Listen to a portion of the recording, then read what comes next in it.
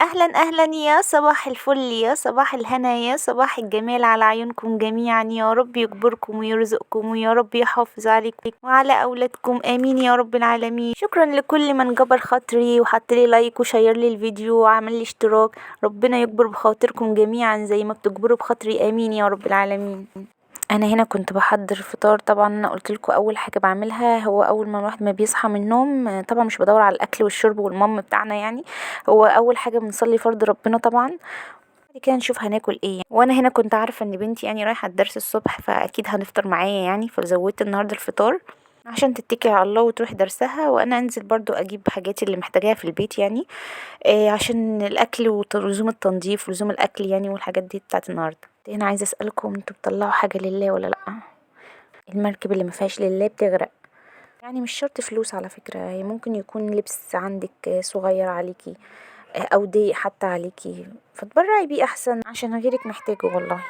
ما يقعدوا يتركن عندك في الدولاب، والله ما غيرك محتاجه، وفي ناس كتير قوي مش لاقيه يعني مش لاقيين الاكل ولا لبس حتى يلبسوه. وبعد كده في كتير قوي من الجمعيات الخيريه ممكن تتبرعي يعني فيها يعني، وممكن تتصلي بيهم يعني يجيبولك المندوب لحد باب البيت. سيدنا النبي بيحب الانسان اللي بيقف جنب اخوه، يشوفه محتاج ايه فيساعده ويستره. هنا يحبك سيدنا النبي ويصلي عليك ويدعي لك، اللهم صل وسلم وبارك على سيدنا محمد وعلى أهل سيدنا محمد. أنا هنا كنت نزلت الشارع وجيت بقى، فكنت جبت صابون مواعين يعني، وصابون سائل كده برغوة حلوة كده. أنا كنت جايباه هنا الكيلو ب8 جنيه، اللي هو رغوة حلوة يعني. في طبعا أقل، في طبعا ب6 وفي ب5 وفي ب4. أنا جبت اللي هو اللي فيه برغوة حلوة يعني. وهنا كنت جايبة برضو الديتول اللي بالروايح.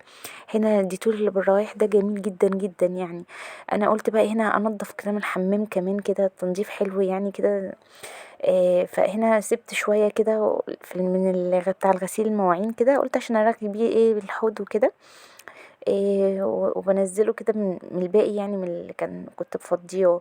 فهنا كنت بادعك بقى بيه الحوض وكده، فبصراحة فظيع يعني، بصراحة حلو يعني وبيرغي وجميل. أنا أول مرّة أستخدمه بصراحة، بس أنا قُلت إيه عشان أنضّف بقى بيه كل حاجة بقى كده. أنا على طول كنت باجيب فيبا، ففيبا خلاص قرّبت تخلص يعني عندي، فقُلت بقى أجيبه بقى كدهوّة الصابون ده وأجرّبه، وفي نفس الوقت أنضّف بيه الحمامات أي حاجة عايزة تنضّف بقى بيها أنضّف بيه. كنت رابطة فرشة الحمام بكيسين كده بلاستيك، بصراحة بترغي أوي يعني. أنتِ لو عملتِ كدهوّة هترغي معاكِ أوي الصابون اللي أنتِ عاملاه يعني للحمام، هترغي معاكِ أوي، أوي. أنا الفكرة دي عجبتني أوي، أوي، فأنا قُلت أنا هاقول لكم عليها يعني عشان تستخدموها زي ما أنا باستخدمها كده، وعجبتني أوي يعني بصراحة. هنا كنت بانضّف شباك الحمام، بصراحة كان مطرّب شوية كده، قُلت كده أنضّفه يعني بالفرشة يعني، وقعدت بقى أنضّف فيه كدهوّة، وأي تراب كده باشيله يعني.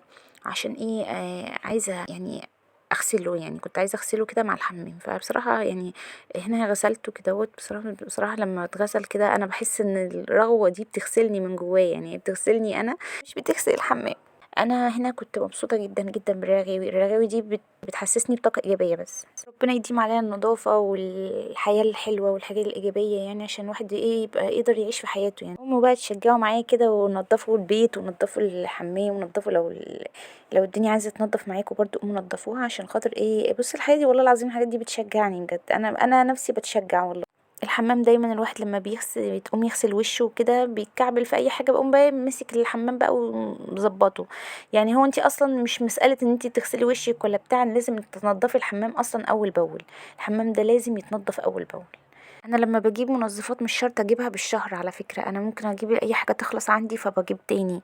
لإن الحاجات دي يعني بتخلص أوام، يعني مش تنضيف بقى شهريًا أو الكلام ده، لأ. أنا باجيب أي حاجة بتخلص عندي باقوم نازلة أجيبها يعني. وقت ما بانزل أجيب أي حاجة عايزة منظفات، عايزة أي حاجة باقوم جايباها مع الأكل والشرب بتاعنا يعني. أصل الحاجات دي يعني أساسيات في البيت، يعني لازم هنجيبها يعني هنجيبها، عشان ننضف البيت والدنيا تبقى الحاجات دي طبيعي مستهلكة يعني.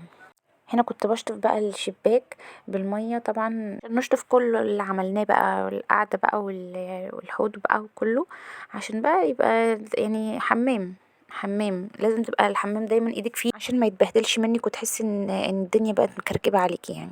مستاهلة يعني أي حاجة تبقى متكركبة عندِك وأنتِ ما تبقيش عايزة تعمليها يعني، لأ اعملي أول بأول عشان ما الدنيا بُصّي إحنا عندنا عيال طبيعي يعني هيبهدلوا الدنيا، فأكيد إحنا هنروّق كل يوم غصبٍ عننا يعني أكيد هنروّق كده، كده.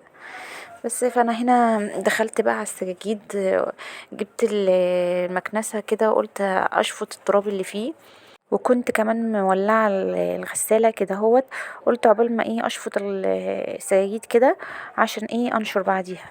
بس فانا كان هنا الغسالة هنا كانت خلصت، قلت اجيب الغسيل يعني في طبق، قلت عشان انشره يعني. فنشرت بقى الهدوم وخلاص يعني بعد ما نشرته بقى خلاص الحمد لله كنت خلصت يعني الغسيل يعني هنا، وكنت كنست بقى طبعا وعملت الحمام، نضفت الحمام. بس احنا بس في حاجة تانية بقى اكل طبعا وشرب يعني. كان هنا بقى ناقصني ان انا انضف الارضيه يعني، لو شلت السجاده يعني ونضفت بقى تحتيها. قلت بقى انضفها بقى تنظيف كويس عشان خاطر لما مش بنشيلها على طول يعني، احنا مش كل يوم بنشيلها، احنا ممكن ننضف من على الوش كده بعد كده يعني، ممكن تنظيف بعد كده على الوش يعني.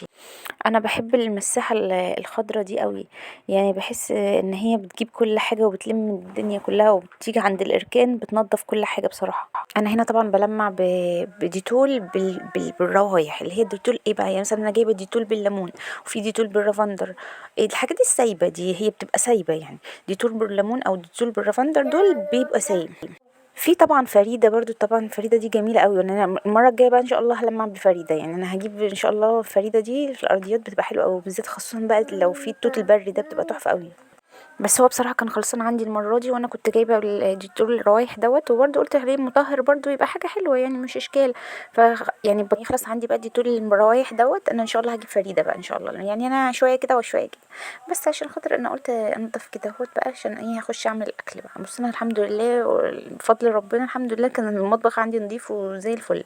قلت بقى انضف واعمل كل حاجة في الشقة من بره، اخش على المطبخ بقى اعمل الاكل ان شاء الله. واروح لكم النهارده على بتاع الفشه والكرش، لقيت الممبار بكام النهارده؟ لقيت الممبار 140 جنيه، اما المتنضف ب150 جنيه. فانا بصراحه ربنا يعني انا مش عارفه اعمل ايه بصراحه، بس انا كان نفسي اجيب بقى اكله فشه وممبار وكده اهوت.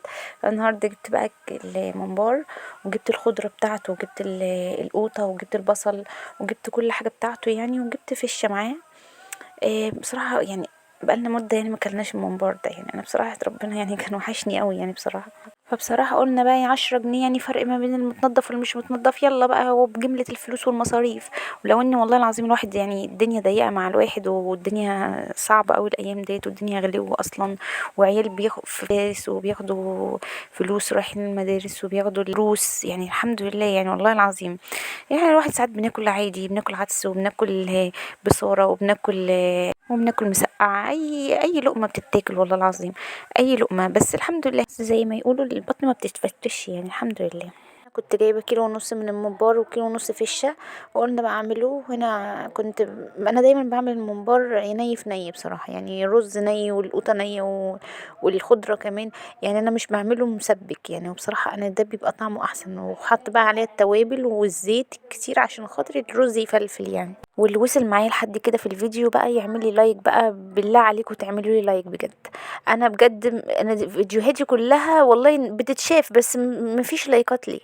انا بجد زعلانه والله العظيم، انا بتعب جدا والله بعمل الفيديو ده، بتعب والله.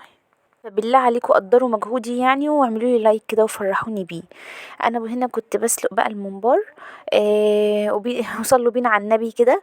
انا هنا حشيت الممبار كله، لكن انا باخد اللي انا عاوزاه يعني او اللي انا محتاجاه منه، والباقي بحطه في الفريزر يعني، بجيبه يعني في وقت زنقه مثلا او كده مش عارفه اعمل اكل ولا حاجه، بقوم مطلعاه. يعني بطلعه يبرد كده هوت ويفك، وبعد كده بقليه على طول يعني. بس وربنا يحسن ما بين ايدينا وايديكم يا رب العالمين. وايه رايكم بقى؟ تعالوا كده اتفضلوا معانا وتعالوا كلوا بالهنا والشفا.